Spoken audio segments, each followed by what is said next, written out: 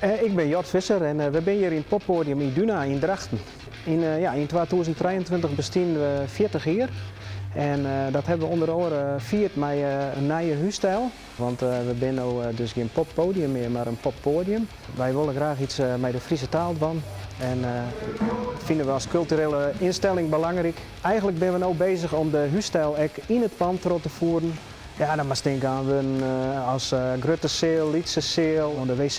Dat heet dan bijvoorbeeld het huske, de mooie en vrouwje. En we hebben een pisbak, de neetuitgang. Nou, dat soort dingen. Achter de DJ-boot komt een heel groot doek met knopjescover. Normaal is het natuurlijk altijd de Wall of Fame. Dat is eigenlijk de artiesten waar ze het meest trots op is dat ze hier hebben spelen. En daar willen we de Pommerantenmorgen van meidje. Dat is misschien wel leuk om te zeggen, hè? Want hier is het dubbeltalig, omdat we een prutte internationale artiesten hebben. Ik denk net dat de gemiddelde Amerikaan Kleikamer uitspreken kan.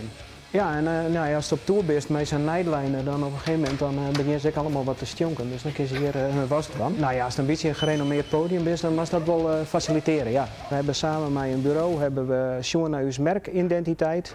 En een van de waarden die daar uitkomt is de Friese taal. Dat is belangrijk hier in Smellingeloon en past ook heel goed bij het eigen wezen van Iduna. En zo kwam ik met de websitebouwer in gesprek over een taalmodule op de website.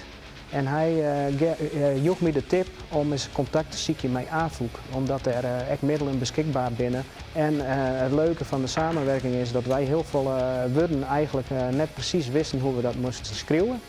En ook een translate-apparaat zoals Google, die vergist zich ook nog regelmatig. Had AFOEK dat allemaal voor ons dienen. Nou ja, die A dat is een onderdeel van onze huisstijl. Die hebben we expres op de kop gezet, want dat jouwt ook onze eigenwijze karakter. We zijn toch een beetje eigenwijs hier in Friesland.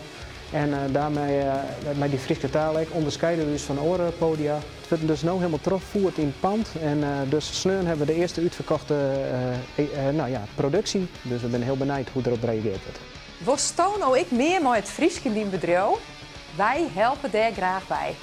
Praktisch, creatief en financieel. Zoek op onze website voor meer informatie.